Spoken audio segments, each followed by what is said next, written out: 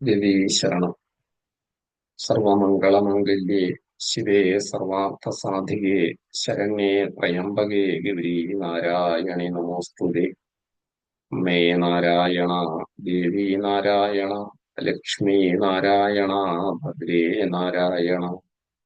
അമ്മേ നാരായണ, ദേവി നാരായണ, ലക്ഷ്മി നാരായണ, ഭദ്രേ നാരായണ. ദേവീ ശരണം.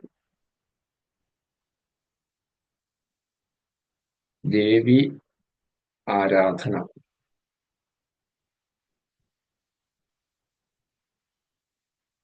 വ്യത്യസ്തങ്ങളായ ആരാധനാ സമ്പ്രദായങ്ങളിൽ നിന്ന് എങ്ങനെയാണ് വേറിട്ടു നിൽക്കുന്നത്?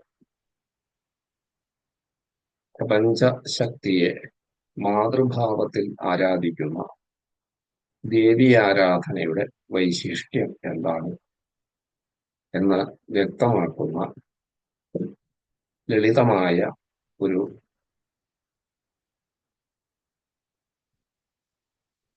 ശ്ലോകം സംസ്കൃത സാഹിത്യത്തിൽ പ്രസിദ്ധമായിട്ടുണ്ട്.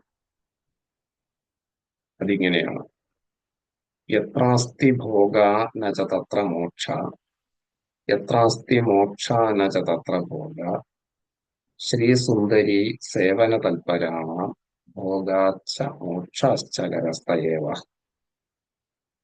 ആളുകള് ജീവിതത്തിൽ ജീവിത സുഖഭോഗങ്ങളെ തേടി നടക്കുന്നു. അങ്ങനെയുള്ള ആളുകൾ മോക്ഷത്തിൽ നിന്ന് അകന്നു പോകുന്നു.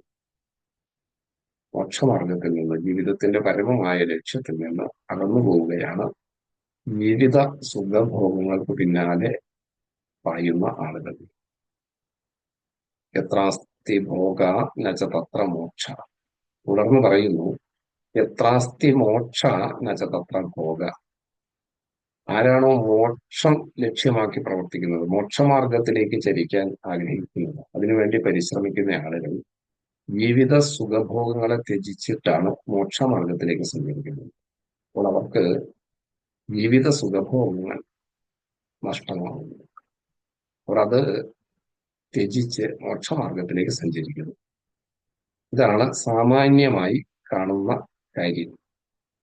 യത്രാസ്തി ഭോഗ ന ച തത്ര മോക്ഷ, യത്രാസ്തി മോക്ഷ ന ച തത്ര ഭോഗ. എന്നാൽ ഈ നിയമത്തിന് ഒരു എക്സെപ്ഷൻ കേസാണ്, ഒരു ഒഴിവ് ആണ് ദേവിയെ ആരാധിക്കുന്ന ഭക്തനെ സംബന്ധിച്ചിടത്തോളം സംഭവിക്കുന്നത്. ദേവിയെ ആരാധിക്കുന്ന ഭക്തനെ സംബന്ധിച്ചിടത്തോളം ഈ നിയമത്തിന് ഒരു വ്യത്യാസം സംഭവിക്കുകയാണ്. എന്താണത് എന്നാണ് ശ്ലോകത്തിന്റെ ഉത്തരാർത്ഥം നമുക്ക് പറഞ്ഞു തരുന്നത്. ശ്രീസുന്ദരി സേവന തൽപരാണോ ഭോഗാശ്ച മോക്ഷാശ്ച കരസ്ഥയേവ. ശ്രീസുന്ദരി ദേവി, ജഗദംബികയായ ഭഗവതി, ആ ദേവിയെ സേവിക്കാൻ ഉത്സാഹം കാണിക്കുന്ന ഭക്തനെ സംബന്ധിച്ചിടത്തോളം ശ്രീസുന്ദരി സേവന തൽപരാണ ഭോഗാശ്ച മോക്ഷാശ്ച കരസ്ഥയേവ. നേരത്തെ പറഞ്ഞ നിയമത്തിൽ നിന്ന് വ്യത്യസ്തമായിട്ട് ആ വ്യക്തിക്ക് ഒരേ സമയത്ത് ജീവിത സുഖഭോഗങ്ങളും ജീവിതത്തിന്റെ പരമമായ ലക്ഷ്യമായ മോക്ഷവും കരഗതമാകുന്നു. ഇതാണ് ഈ ശ്ലോകം നമുക്ക് പറഞ്ഞു തരുന്ന സന്ദേശം. ഇതിൽ നിന്നും ദേവി ആരാധനയുടെ മഹിമ ഇതരങ്ങളായ ആരാധനകളിൽ നിന്നെല്ലാം എത്രമാത്രം വ്യത്യാസപ്പെട്ട് ഇരിക്കുന്നു എന്ന് വ്യക്തമാകുന്നു. യത്രാസ്തി ഭോഗ ന ച തത്ര മോക്ഷ, യത്രാസ്തി മോക്ഷ ന ച തത്ര ഭോഗ, ശ്രീസുന്ദരി സേവന തൽപരാണ ഭോഗാശ്ച മോക്ഷാശ്ച കരസ്ഥയേവ. തെന്നാലിരാമന്റെ രസകരമായ കഥയുണ്ട്. തെന്നാലിരാമൻ പ്രാർത്ഥിച്ച് ദേവി പ്രത്യക്ഷയായി. ദേവി പ്രത്യക്ഷയായി കഴിഞ്ഞപ്പോൾ ഇരു കൈകളിലും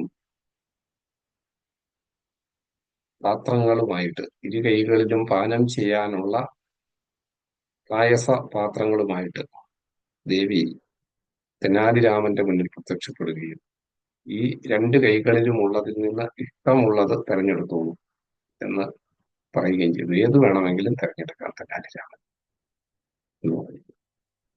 രാമൻ ദേവിയോട് പറഞ്ഞു, ഇതിൽ ഏതാണ് തെരഞ്ഞെടുക്കേണ്ടത് എന്നറിയണമെങ്കിൽ ഏതാണ് നല്ലത് എന്നറിയണ്ടേ, ഏതാണ് നമുക്ക് പറ്റിയത് എന്നറിയണ്ടേ, ഏതാണ് നല്ലത് എന്നറിയണമെങ്കിൽ രണ്ടിന്റെയും രുചി അറിയണ്ടേ എന്ന് പറഞ്ഞ് കൗശലപൂർവം രണ്ട് പാത്രങ്ങളിലെയും പായസം രാമൻ കരസ്ഥമാക്കി എന്നാണ് കഥ. രാമന്റെ കൗശലം മാത്രമല്ല, അതനുസൃതമായി കാരുണ്യപൂർവം ആ അനുഗ്രഹം കൊടുക്കുന്ന ദേവിയുടെ അനുഗ്രഹ വൈശിഷ്ട്യവും കൂടിയാണ് ഇവിടെ വ്യക്തമാകുന്നത്, അനാവരണം ചെയ്യപ്പെടുന്നത്, വർണ്ണിക്കപ്പെടുന്നത്. ദേവി ഭക്തന് ജീവിത സൗഭാഗ്യങ്ങളെയും പരമ ജീവിത ലക്ഷ്യപ്രാപ്തിയായ മോക്ഷത്തെയും പ്രദാനം ചെയ്യുന്നു. ദേവി ആരാധനയുടെ വൈശിഷ്ട്യം ഇതത്രേ. ദേവി ശരണം.